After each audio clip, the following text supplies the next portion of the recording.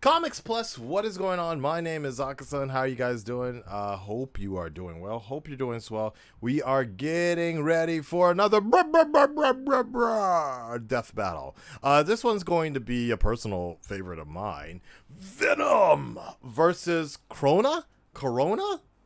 Soul Eater? I don't know who or what that is, but we about to find out. And as usual, y'all, if you want just the fight itself, stay to Comics Plus, the Comics Plus channel. But if you want the whole explanation, me sitting around like, okay, whatever. A lot of you guys kind of like that explanation.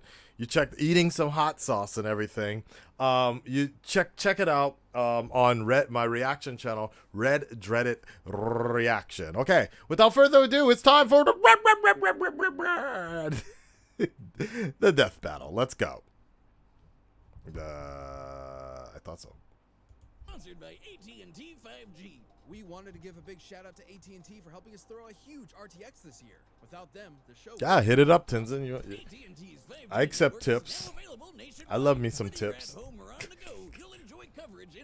I love it. AT&T doesn't make it complicated. I feel like I should just be skipping through this as well. Unlimited plans at no extra cost. I wonder what type of Venom they're gonna use though. On paper, well, I don't know anything about Crona, so I don't know. The volume's low? Alright, I can fix that.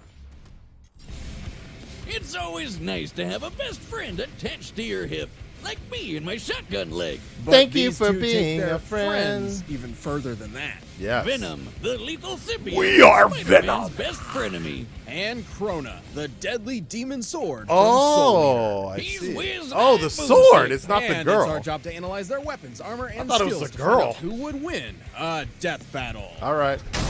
Let's go, Venom, baby. At the beginning of time, in the faraway reaches of space, the Clintar rose from the living darkness. Okay, they're going with this one. One of these amorphous Yeah. symbiotes was Venom.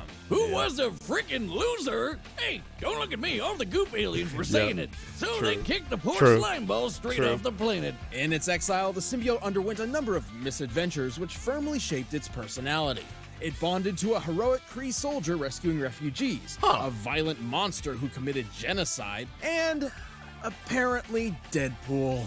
Damn, Right. no wonder Venom's so messed up in the head. Eventually, the symbiote was discovered by Peter Parker, your friendly neighborhood Spider-Man. It gave him a pretty slick black suit and awesome new powers. But after finding out it was a confused, raging psychopathic alien, Pete decided to exercise it with the power of Christian Rock. A wise decision, although ill-timed, as this event would cause the symbiote to finally meet its greatest partner, Eddie Brock. Edward Brock. Eddie was a journalist with the unluckiest backstory ever. While trying to uncover the identity Fake of a news. serial killer, he blamed the wrong guy. The same day he published his article, Spidey caught the real killer, who lived right next door to the dude Eddie blamed. Wow. Long story short, Eddie was fired from his job, divorced by his wife, and disowned by his father. Who already blamed Eddie for Fake his news. wife dying in childbirth. On top of all of that, Eddie learned he developed Yeah. adrenal cancer, Yep. with only a few months left to live. Nah, that was And way I thought later. though. 2020 was rough. I almost don't blame him for becoming a supervillain. With all hope lost, he But that begged was way God later. to take it He all found away out about the cancer and got an way later. answer. The symbiote. Just like Captain Planet with their powers What the combined, fuck? these These two dudes need to do losers research became better. a super loser. like Frankenstein. Well, no, they actually became a horrifying monster with all of Spider-Man's powers and then some. Their mutual hatred of Spider-Man caused the symbiote to bond to Eddie like no host ever before. They were perfect, a terror in the night, an unstoppable demon. They were Venom. It even cured Eddie's cancer. Sort of. It's Kinda. complicated. Apart from Spider-Man's webbing and web-crawling powers, Venom can use shape-shifting to mold his body into cool doodads. Yep. Swords, shields, tendrils, worm monster things, even wings. Yeah, imagine seeing this guy I flying don't outside remember. your Wow. window at Wow. night. Well, good luck sleeping ever again. Venom can camouflage his entire body, heal Yes. severe wounds like impalement and lost limbs, see all around him at once, and psychically project emotions onto others. Normally, this just makes people feel sorry for themselves, like Wiz on Tinder. But one time he convinced a bunch of other symbiotes that life was meaningless and Right. they killed themselves. Shit, that's dark. If desperate, the symbiote was can dumb. even invade the bodies of others and make them burst from inside out. Oh. Gross and awesome. But if he doesn't want to pop them like You a need to fun do balloon, more he can just take like over that. their body like a Right. creepy puppet master. Like She-Venom. While attached to a victim, Venom can control them by fusing the symbiote to their nervous system, specifically the brainstem and frontal lobes. Fighting off this mind control is extremely difficult unless you have powers that can directly counter it, such as another symbiote. Oh God! Aliens, tentacles, and mind control? Are we sure this episode is rated E for everyone, or do we need to start blurring This stuff? fucking Don't movie, worry, aside dude. from being a horrible mass murderer, Oh my Venom's God. stories are completely wholesome. Right. Venom proved a dangerous thorn in Spider-Man's side and frequently ruined his life. Even taking a page out of my favorite book, The Most Dangerous Game, and hunting him on a private island. Yeah, he was the coolest rival ever, but over the Todd years, things McFarlane. kind of calmed down a bit. They even teamed up every so often. See, even with so much anger, Eddie had a legitimate desire to protect others. Yes. As a teenager stealing his dad's car, he accidentally ran over and killed a child. Despite his desire to confess, his father forced him to plead innocent and rigged the jury.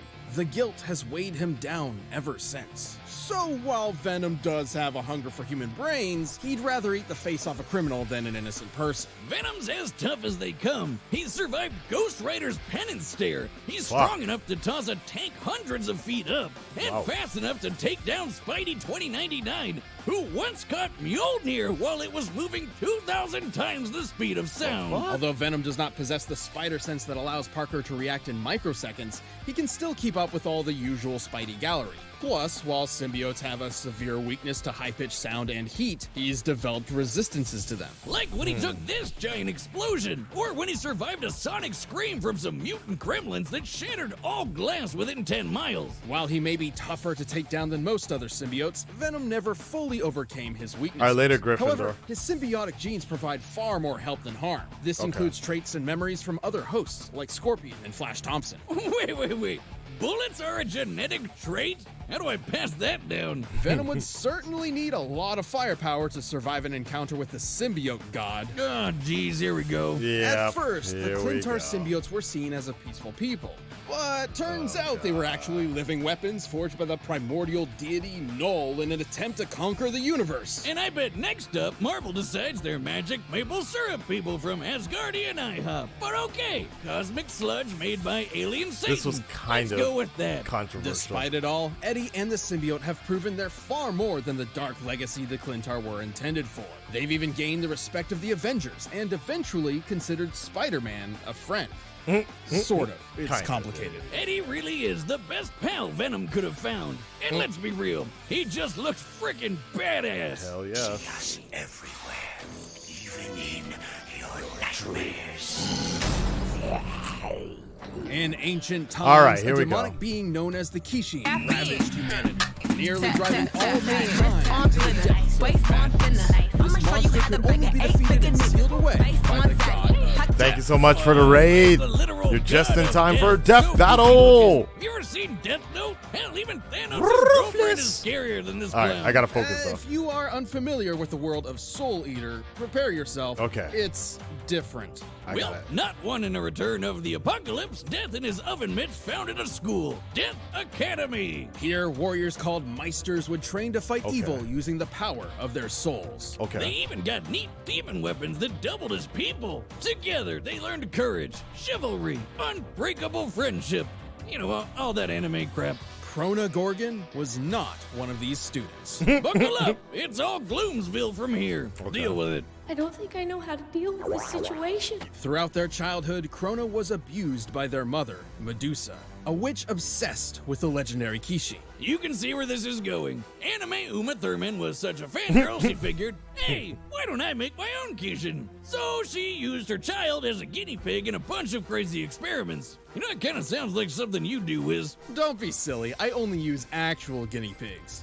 Part of Medusa's great experiment included bonding Crona to We're a checking out weapon, the death much battle, like guys. the Meisters of So Death Academy. come on in However, and joining follow if with you're interested. Ragnarok was a bit more literal. Ragnarok used to be your run-of-the-mill transforming weapon person until Medusa melted him alive in black blood. Black blood being another experiment of hers. Crona's own blood is, in fact, this same black blood, which they can remotely control. It can be used to heal wounds and even harden as a sort of internal armor. Cooking rags in black blood turned him into a brand new weapon that was literally poured into Crona's bloodstream. From that point on, Crona and Ragnarok were two halves of the same person. The meek and tortured child firmly attached to their loud and brazen weapon. And Raggy has that black blood control too. They can yank poor Crona around like a puppet. They can use black blood to create wings, thorny vines, all kinds of weapons, and big-ass needles. Ugh, I hate needles. What's up with that mouth when he transforms into a sword? That thing's messed up. Like the Meisters, Crona can wield their own soul in combat. Amplified by Ragnarok as a technique called scream resonance. Think of it like hooking an electric guitar up to an amp, though more akin to a screeching banshee on LSD. I didn't know you play. I don't. It's incredibly powerful, causing internal damage to foes and making Ragnarok vibrate to increase his cutting power. Hey, are you okay? What? With this weapon at their side, Crona set out on a quest to become a Kishin, which required quite a lot of homicide. Yeah, Ragnarok can absorb the souls of dead people, and supposedly enough souls will turn Crona into the Kishin. So they went around slaughtering hundreds of people. Despite their name, Death Academy wasn't exactly a fan, particularly their star student, Maka Alburn. Don't worry, she and Crona ended up becoming good friends. Until they weren't. Sort of.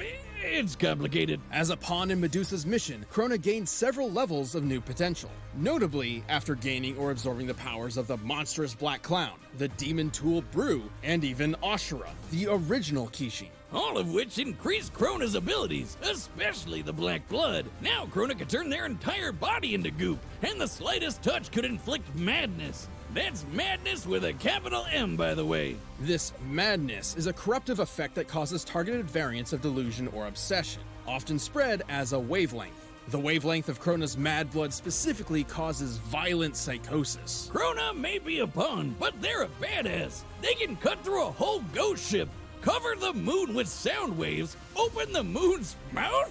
What the hell is wrong with that moon? Crona and Ragnarok have held their own against multiple Death Academy students, including Maka, Death the Kid, and Black Star. Sometimes all at once. Kid once flew from Nevada to Egypt in less than a minute, and Black Star is even faster. He's dodged lasers and been tracked moving over 20 kilometers in 6 microseconds while approaching Baba Yaga Castle. And Crona's been able to make enough mad blood to crush a whole goddamn Ukrainian city. While this city isn't named, we can use a similar metropolitan area in Ukraine. Kiev, for instance. With this in mind, Crona must have created over 9 trillion tons of black blood, enough to fill over 6 billion Olympic swimming pools. But All right, Crona's a I'm big calling leap it. from Invincible. They've had their shit Crona's kicked gonna in win. plenty of times, and Unless their hardened there's black blood some can really only easy block so much. weakness to Even expose then, here. Medusa's plan ultimately succeeded. After years of scheming, Crona absorbed the power of Ashura and became a Kishin. Well, more like Kishin absorbed Crona, but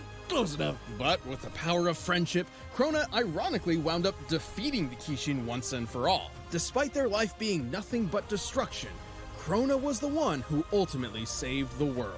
With an added side effect of a new madness wavelength that made everyone obsessed with boobs. Nice. Truly a positive effect on people down with that. everywhere. Just give up. I'm tired of trying to figure out how to deal with you. All right, the What? buttons are set. What? Hold on. Yo, these anime characters are always way too overpowered. This is on a whole nother scale, but yeah, we're going with. I don't need to watch the. I don't need to watch the anime. I just got the entire idea of what this show is all about. Crona saves the world. Yeah. Oh boy. Yeah, we going with Crona's winning this one. I cannot imagine Venom can kind of hold his own can barely hold his own with some Marvel characters and such, but like, no. The data through all possibilities. But first, instead of chewing on brains and souls, how about chewing on blue? This episode is sponsored by Blue Say what? Chew. If you want to increase your performance confidence in bed, try Say BlueChew.com. what? Okay, no. Let's go.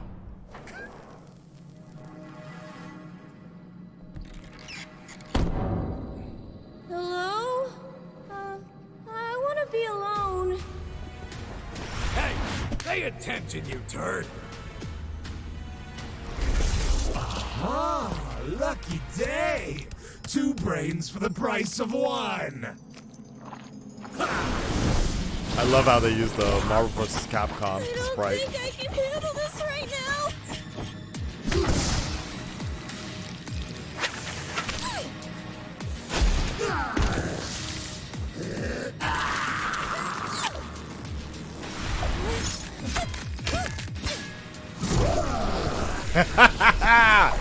Yeah. We are blind as ours. Dinner time.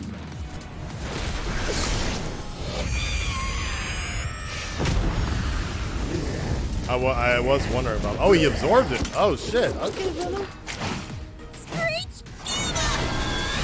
This is such a weird matchup though. I feel like childhood is here. Venom would never be fighting some kid.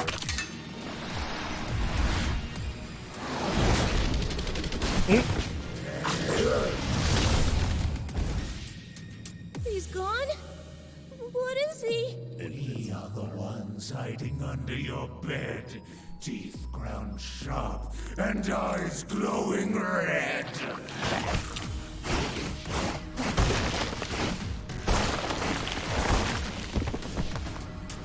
Yeah, I've never heard of Crona either, so it's kind of weird. Oh shit. Oh shit. Black blood. Your blood. I know. It's black.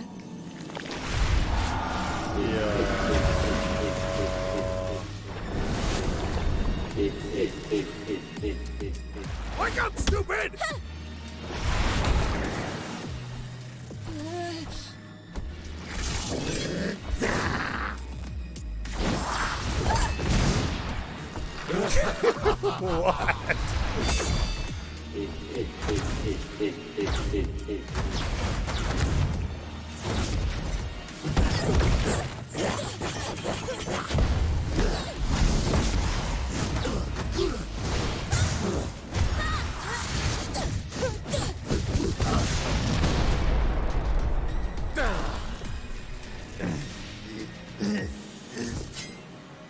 We are the darkness. We are your nightmare. We are Venom. And you're dead. I hate you.